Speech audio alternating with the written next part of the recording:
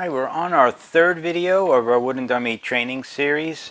This video is called Double Up, and what we're going to do in this video is we're going to take components of our first two videos, which was touch and stay connected, and just combine those drills using both our hands at the same time.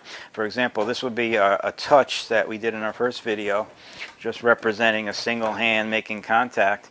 But now we're going to do that with two hands simultaneously, making contact with the body, arm, or both arms, all at the same time. Okay, so we're essentially doubling up. You want to do it in both ways. You want to stay connected. For example, this would be the circles that I demonstrated and stay connected. This would be me doing it with just a single arm. And then I'll get my other arm involved, and now I'm doubling up. Or remember the sliding that we did and stay connected? Well, now I'm just using both hands. Okay, and even the swimming that we did.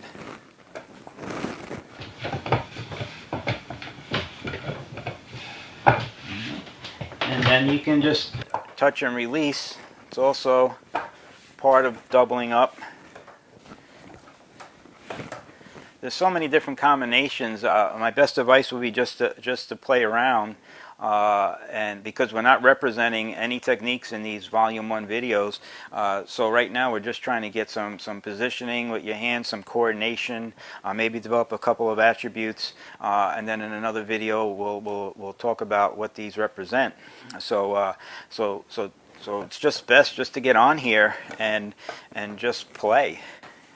You know, just position your hands in all these different contact positions with the wooden dummy and see what you can create.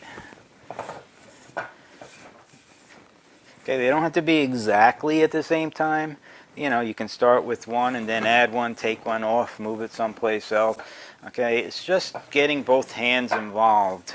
You don't want to do just one arm on the wooden dummy at a time. You'll benefit more from using both hands at the same time. Okay, that's called double up.